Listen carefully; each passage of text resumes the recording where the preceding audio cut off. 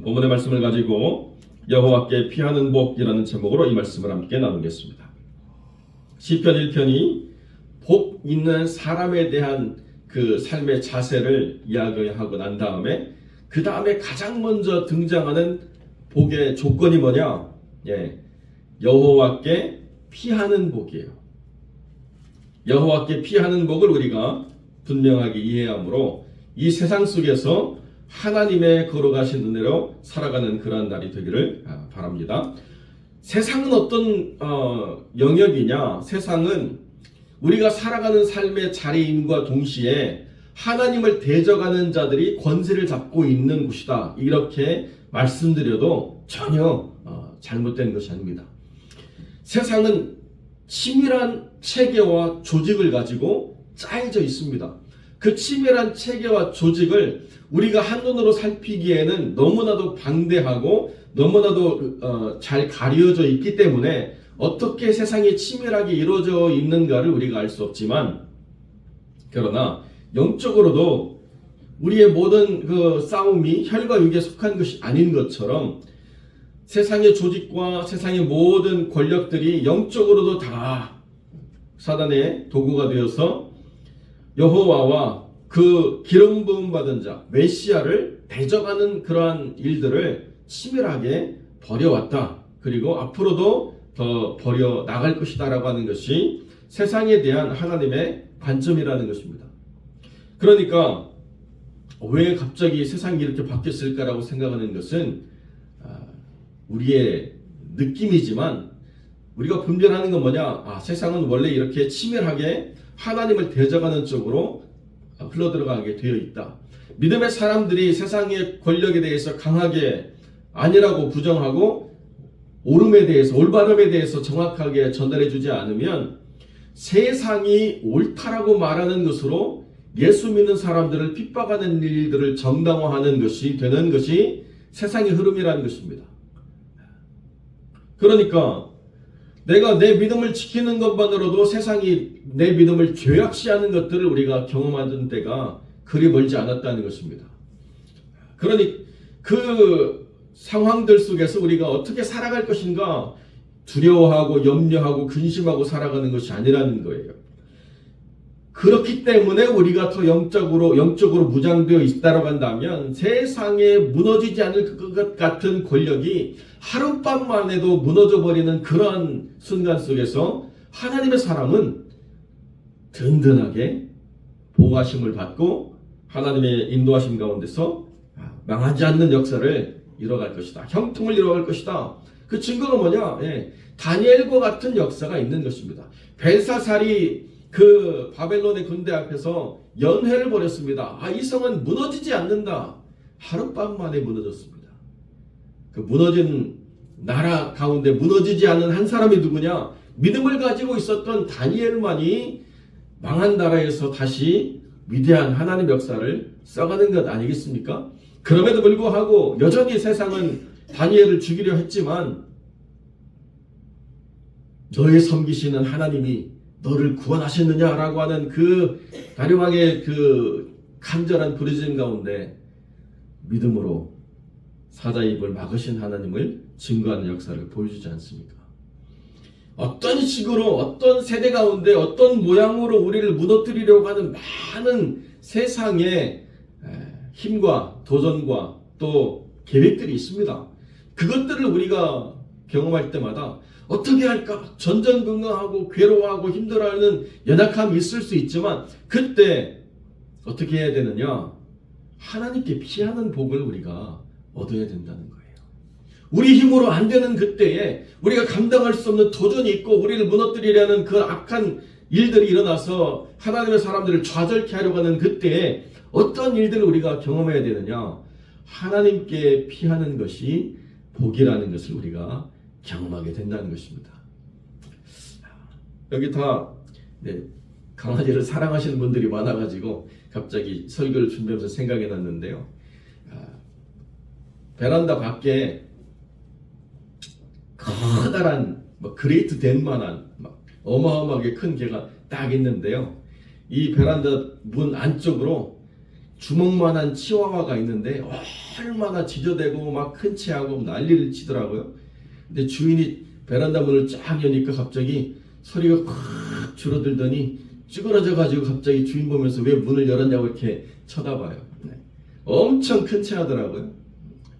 그런데 정말 1대1로 그것을 대면하게 하니까 찍소리도 못하고 주눅 들어가지고 주인만 쳐다보고 꼬리를 마는 게 아주 귀엽더라고요. 힘의 중심이 어디 있느냐? 막 큰 체하고 떠들고 난리치지만 내 안에 힘의 중심이 없는 존재들은요, 그 실체를 대면하는 순간에 찌그러지게 돼 있어요. 무너지게 돼 있습니다. 마치 대단한 것 같지만 그 실체를 맞닥뜨려서 내가 싸워낼 수 있는 확실한 내 안의 중심에 무엇이 있는가를 내가 분명히 알고 맞닥뜨리는 거하고 그냥 막 자기가 뭔가 된 것처럼 그렇게 착각하는 거하고는 엄청난 차이가 있습니다.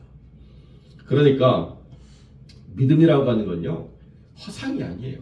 믿음이라고 하는 건 막연한 어떤 상태에 머물러 있는 것이 아닙니다.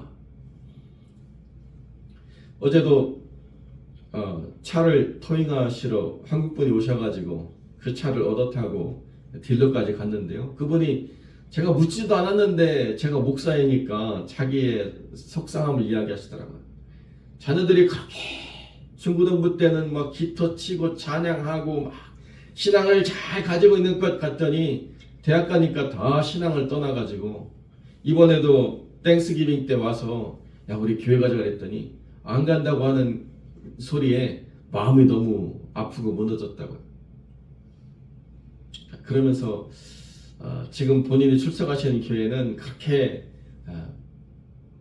못 알아들어도 부모와 함께 예배드리는 것을 목사님이 권장하신다고, 같이 부모가 함께 예배드리는 그것을 훈련할 때 그때 성인이 되어도 그들의 교회를 떠나지 않는 것 같다고 그렇게 아쉬운 마음을 표현하시더라고요.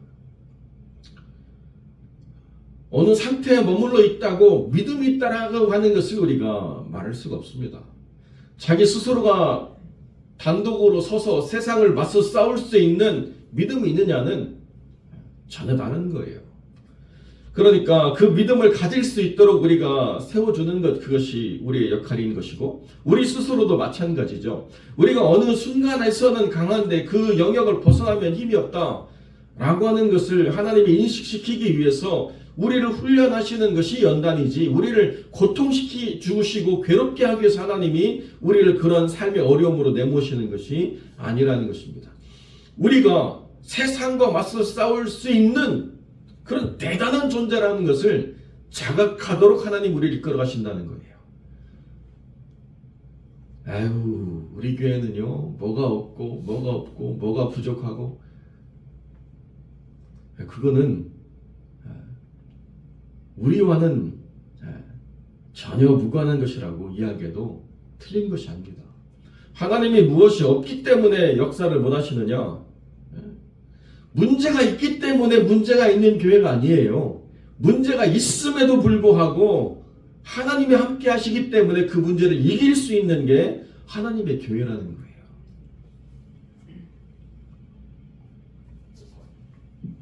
제가 말씀드렸던 그 수유리의 한 교회도요, 사람들이 교회 이름을 몰라요. 그 감자탕 잘하는 감자탕 위에 있는 교회예요. 그래서 그 감자탕 교회라고 이야기하는 거죠. 교회는요, 주방도 없습니다.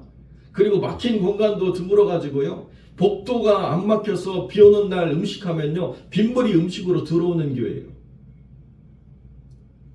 그런데요, 사람들이 자기 교회에 대한 자부심이 어마어마합니다. 주일학교 아이들이 계단에 앉아가지고 성경 공부하는데도요, 아무런 불평이 없습니다. 왜 그렇습니까? 자기들이 그 교회에서 하나님이 우리와 함께 하심에 대한 은혜로 충만하니까 문제가 있는데 문제가 안 되는 거예요. 문제보다 더 크신 하나님을 만나면 문제는 아무것도 아닌 것입니다. 그게 우리의 믿음의 실체라는 거예요.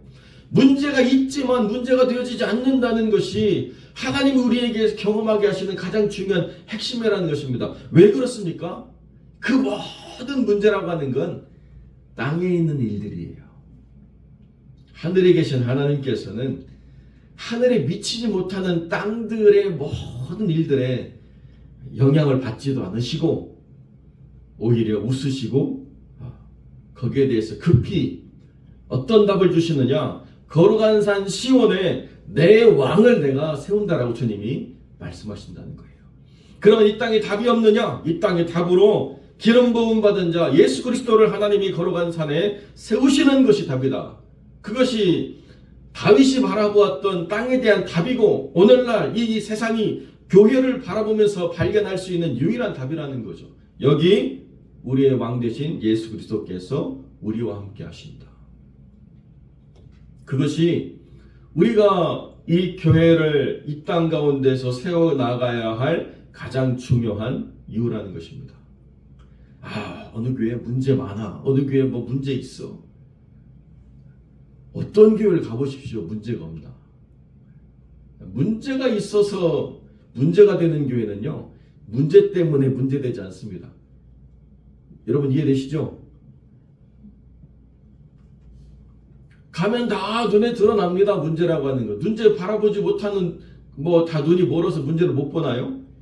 문제보다 크신 하나님을 바라볼 수 있기 때문에 그런 건 전혀 문제가 되어지지 않는다는 거예요. 여러분들 결혼하실 때 문제없는 배우자를 만나셨습니까? 문제가 안 보였으니까 결혼을 했고 가정을 이루고 자녀를 양육하고 이렇게 나오는 거죠. 문제보다 사랑이 크면 아무것도 되어지지 않습니다. 문제보다 하나님이 크시면 세상이 떠드는 거 별거 아니라는 거예요. 없어서 못하면 있기 때문에 할 수 있는 일을 찾으면 되는 거예요. 그렇지 않습니까? 어제도 새벽기도 끝나고 갔다 와서 보니까 이거 밟으면 안 돼. 땅에 널어놔가지고 그거 다 치우고 했는데요. 아직까지도 테이블하고 바닥이 반짝반짝 있나요? 저희가 묵혀놨던 거 다 끄집어내가지고 이렇게 장식했는데 하고 나니까 옛날에 저희들이 교회에서 크리스마스 맞이해가지고 성급 준비하고 찬양 준비하고 장식하고 교회 그 높은 십자가 꼭대기까지 그거 촛불 불 들고 올라가가지고 매는 거 하고 그랬던 옛날 생각이 나면서 굉장히 마음이 풍성해지더라고. 별건 없는데도. 그래. 이것이 우리가 가져왔던 신앙이고 이것이 우리가 교회를 사랑해서 지켜왔던 전통이지. 이런 생각들이 이렇게 자라가는 거예요. 우리 안에 하나님이 계신다. 사람은 한때 우리에게 기쁨과 만족을 줄 수 있을지 모르겠지만 사람 때문에 누리는 기쁨은요 길지 않습니다. 그러나 그 사람이 하나님과 함께 할 때 갖는 즐거움은 정말 크고 놀라운 것이 되는 것이죠. 그렇기 때문에 세상 사람들이 얻어야 될 지혜가 뭐냐? 10절에 하나님을 경외하고 하나님을 즐거워하는 것이 지혜라는 것을 세상이 배워야 된다는 거예요. 여호와를 경외함으로 섬기고 떨며 즐거워할지어다. 하나님을 섬기되 하나님에 대한 경외가 있어야 된다는 거죠. 그리고 무조건 그렇게 하나님과 두렵고 떨림으로만 세워지는 것이 아니라 하나님이 함께 하심으로 말미암는 즐거움이 있는 것, 그것이 우리가 세상에 드러내야 될 믿음의 가치라는 거죠. 그렇지 않으면 철장으로 깨뜨림을 받고 질그릇처럼 부숴버리는 역사가 일어난다는 것입니다. 왜 질그릇같이 부서지나요? 여러분, 질그릇 완전히 부수지 않으면 어떻게 돼요? 그 날카로운 그릇 들다가 손 베고 피 흘리고 하잖아요. 그러니까 질그릇은 완전히 그냥 먼지처럼 부셔버려야지 손을 베지 않습니다. 그것처럼 하나님을 대적하려고 하는 모든 악한 것들은 예수 그리스도의 권능으로 부서지게 되어 있다는 게 어떻게 해요? 우리 몸에 조그마한 흠도 피도 흘리지 않도록 완전히 주님께서 먼지처럼 부숴버리겠다는 것입니다. 그렇기 때문에 우리가 가져가야 될 가장 중요한 복은 세상을 피해서 도망다니는 삶을 살라고 말씀하시는 게 아니에요. 세상을 대적하되 그냥 내 힘으로 싸우는 것이 아니라 하나님 품 안에서 하나님의 능력을 힘입음으로 그의 기름 부은 자 예수 그리스도와 동행하는 가운데 세상을 이기는 믿음으로 서는 것, 이것이 우리가 누릴 수 있는 복이라는 것입니다. 그러니까요, 우리는 생각하기에 우리가 이 땅에 무슨 일을 할 수 있을까? 우리가 얼마나 많은 영혼들과 이 신앙생활을 가져갈 수 있을까? 우리는 막 우리를 바라보면서 고민하고 괴로워하고 문제 때문에 만들어졌다고 생각하는 일들을 갖는다는 거죠. 그런데 하나님께 피하는 자의 복을 누리면요, 하나님이 영혼을 보내주신다니까요. 하나님이 영혼을 이끌어주세요. 하나님이 이 교회를 세우시고 하나님이 이 교회가 하나님의 주권 아래 있다라고 하는 것을 하나님이 이루어 가신다는 거예요. 그때까지는 무엇이 필요하냐? 하나님을 간절히 기다리는 인내가 필요한 것입니다. 우리가 그냥 막연하게 하나님을 기다리면서 멍청하게 있는 것이 아니고요, 하나님을 기다리면서 기도하고 우리가 하나님을 기쁘시게 할 일들이 무엇인가 열심으로 찾아 이 땅 가운데서 살아계신 하나님이 우리와 함께 하시다라고 하는 것을 열심히 전하면 하나님 안에서 이것이 흐름을 만들어가는 거예요. 영적인 흐름을 만들어가는 것입니다. 정체되어 있던 것들이 싹 빠져나가면 어떻게 돼요? 새로운 공기가 들어오는 것처럼 어떤 플로우를 만들어야 돼요. 흐름을 만들어야 돼요. 그래서 우리가 이 모든 일들을 하고 있는 것입니다. 아무리 전도해도 한 명도 안 와요? 네, 괜찮아요. 우리는 흐름을 만들어가고 있어요. 그 어떤 일이 일어나느냐? 우리가 간절히 바라는 영혼도 돌아오는 역사가 있지만 우리가 모르는 사람들이 찾아 이 교회를 오는 일들이 일어나는 것입니다. 여러분, 첨언을 하자면 모든 사람들이 다 서울로 가고 모든 사람들이 다 서울에 있는 교회에 다니는데요, 당진 아시죠? 당진, 충남 당진, 그 시골 교회 사람들이요 몇 시간씩 차 몰고 와요. 왜 그런가? 거기에 하나님의 살아계심을 경험하는 사람들이 있다는 소문이 퍼지면서 아이들이